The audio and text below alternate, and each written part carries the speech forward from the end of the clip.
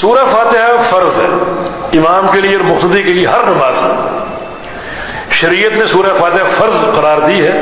لا صلاۃ الا بفاتحۃ الکتاب فرض قرار دی ہے قیام میں. لیکن سورہ فاتحہ پڑھنے کے محل کا تعین نہیں کیا. یہ کہا کہ سورہ فاتحہ ضرور پڑھنی, یہ نہیں بتایا کہ کب پڑھنی, یہ نہیں بتایا. قیام میں آپ نے پوری کرنی.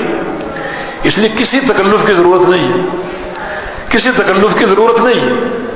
اگر کسی مسجد میں امام سورہ فاتحہ پڑھتا ہے, ہر آیت پر ٹھہرتا ہے, اس کے وقف میں آپ سورہ فاتحہ وہ آیت پڑھ سکتے ہیں تو کوئی حرج نہیں, مستحسن ہے.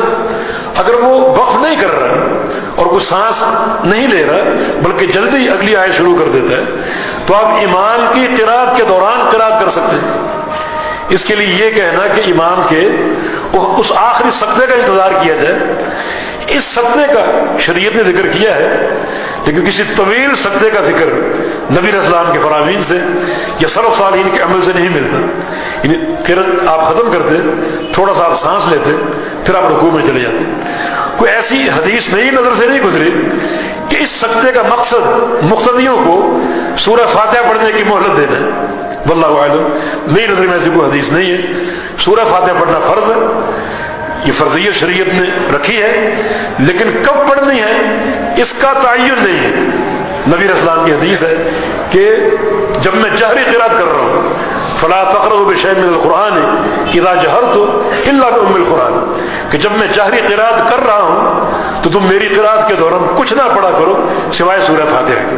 اس حدیث سے ثابت ہو رہا ہے کہ امام کی قرات کے دوران مقتدی سورہ فاتحہ پڑھ سکتا ہے. تو اس کے لیے سقطوں کا تکلف یہ میرے ناقص علم کے مطابق کسی حدیث میں نہیں ملتا کہ اس سقطے کا مقصد مقتدیوں کو سورہ فاتحہ پڑھنے کا موقع دینا ہے. ہاں چھوٹا سا سقطہ ہوتا ہے, تھوڑا سا سانس لینا اور پھر رکوع میں چلے جانا, یہ اس حد تک تو ہے.